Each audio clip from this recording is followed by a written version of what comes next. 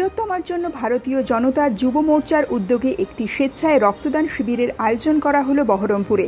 মঙ্গলবার সকালে বহরমপুর গ্র্যান্ড হলে অনুষ্ঠিত এই রক্তদান শিবিরে স্বেচ্ছায় রক্তদান করেন প্রায় 60 জন রক্তদাতা। বর্তমানে ব্লাড ব্যাঙ্কগুলিতে রক্তের চাহিদা পূরণ করতে এই উদ্যোগ গ্রহণ করা হয়েছে বলে জানিয়েছেন উদ্যোক্তারা। একটা শুভ দিন, আজকের দিনটা আমরা বেছেছি। পশ্চিমবঙ্গের যে নৈরাজ্য চলছে, যে পরিস্থিতি, যেখানে সাধারণ শিক্ষিত মানুষ এবং ভবিষ্যৎ প্রজন্মে যারা আমাদের সমাজকে দেখার কথা, তাদের কোনো নিরাপত্তা নেই, কোনো স্থিতাবস্থা নেই এই সরকারের। এবং এরকম একটা নারকীয় ঘটনার প্রতিবাদে ভারতীয় জনতা যুব মোর্চা সারা পশ্চিমবঙ্গে এই কার্যক্রম রাজ্যে আজকে আমরা অভয়ার জন্য এই ব্লাড ডোনেশন ক্যাম্প বহরমপুর সাংগঠনিক জেলা অর্গানাইজ করেছে।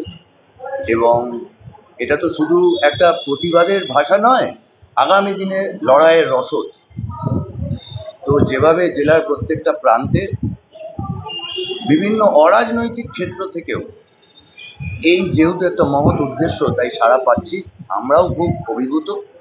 এবং আগামী দিনে জনগণের সাথে সাথে যুব মোর্চা সব সময় পথে, প্রয়োজন পড়লে পতাকা না নিয়েও বিভিন্ন ফর্মে বিভিন্ন জায়গায় থাকবে এবং দেখতে পাবে।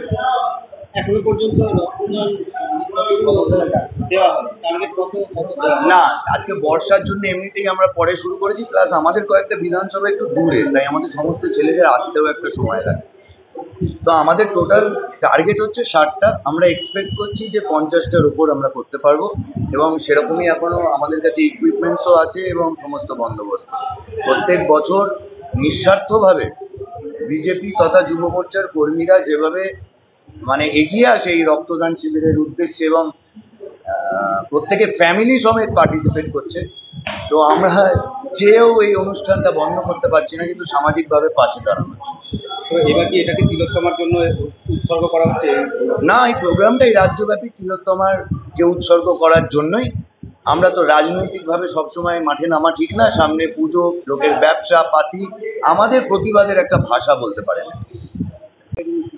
আসলে ওই লাস্টবার যখন উনি তো অনেক পুরনো নেতা, উনি তো আমাদের দলও করেছেন, তাই উনি রাজনীতি সম্পর্কে জানেন। ওনাকে নিয়ে কথা বলার মতো আমার উচিত না যুব মোর্চা থেকে। কিন্তু ওই লাস্টবার ভোটের আগে 30-70 বলে উনি যে ফুটেজটা তৃণমূল থেকে পেয়ে গেছিলেন, তো সেইটার আবার হয়তো ওনার রাজনৈতিক সময় খারাপ, উনি চেষ্টা করছেন এটা দিয়ে একটা বল পেতে। তো ওনার রাজনীতি উনি করবেন, আমাদের রাজনীতি আমরা করবো, আমরা ওইসব নিয়ে ভাবিত নয়। আপনাদের কি মনে হয় বিচার পাবে?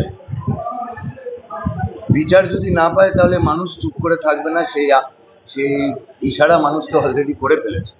আর আমরাও মানুষের বাইরে তো নয়, রাজনীতি সবার উপরে নয়, সবার উপর মানুষ। মানুষের পক্ষে দাঁড়াতে গেলে যা করতে হবে করবো। এই যে উৎসবে মাতুন, মুখ্যমন্ত্রী বলছে উৎসবে আসুন, উৎসবে মাতুন। উৎসব চলে উৎসব শুরু হয়ে গেলে মানুষ কি ভুলে যাবে না? উৎসবের পরেও কি এটা চলবে? তুমি বলো, তোমার কি মনে হয় সমাজের পার্ট হিসেবে? তোমার বাড়িতে তোমার স্ত্রী, তোমার ছেলে মেয়েরা, বাবা মারা কি মত পোষণ করছে বলো? আমায় বলতে হবে না, তুমি ভাবো। উৎসব উৎসবের জায়গায়, কারোর ব্যবসা ছোট করার, পুজোটাকে ছোট করবোই বা কেন? বছরে একবার আসে, কিন্তু পুজো বারবার আসবে। কিন্তু এই অন্যায়ের প্রতিবাদ না করলে আমাদেরকে চেপে বসবে, এই অন্যায় আমাদের বাড়ি অব্দি চলে আসবে না তো? মানুষ তাই ভাবছে। যাই হোক, এটা নিয়ে রাজনীতি করবো না। তোমরা এসছো, থ্যাংক ইউ। যুব মোর্চার তরফ থেকে সবাইকে অনেক অনেক ধন্যবাদ।